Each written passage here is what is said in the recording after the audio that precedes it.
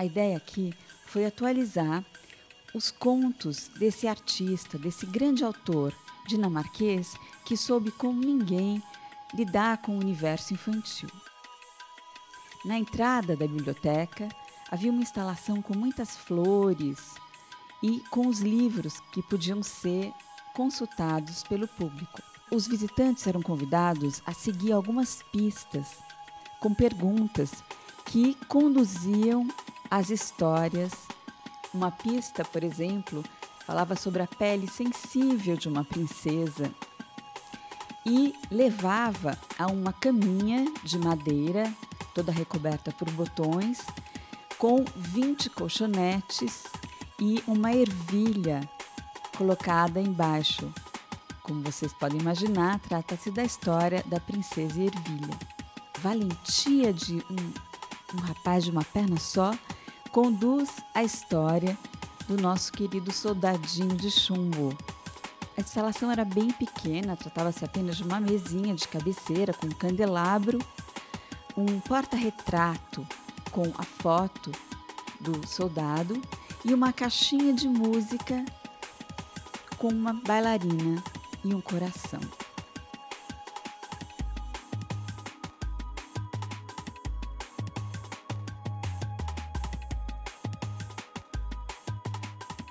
A Pequena Sereia, que na exposição ela surgia na forma de telas, desenhos e também uma escultura feita de argila, como se fosse feita na areia de uma praia.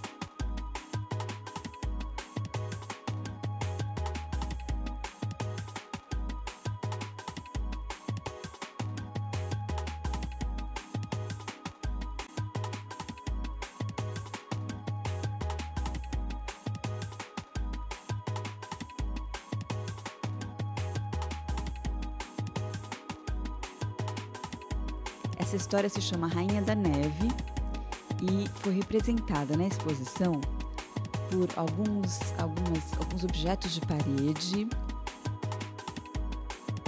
com essa alusão à neve, aos corações, e uma série de potes de vidro, pequenas pistas, como se fossem classificações científicas de rastros deixados pelos diferentes personagens da história. Por exemplo, um sapato esquecido pela amiga no percurso de buscar o menino, as lágrimas que ela derrubou, alguns objetos pertencentes à Rainha da Neve e assim por diante.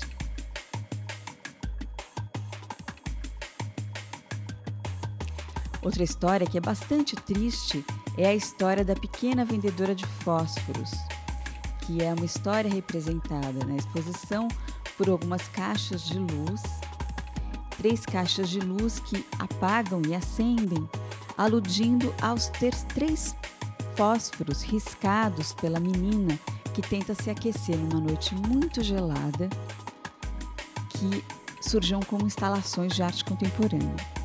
Outra instalação que o público era convidado a adivinhar é a instalação da roupa nova do rei, que na exposição surgiu como roupas feitas de plástico transparentes e um espelho que, na verdade, era apenas uma moldura vazia, aludindo à invisibilidade da roupa feita para enganar o tal monarca.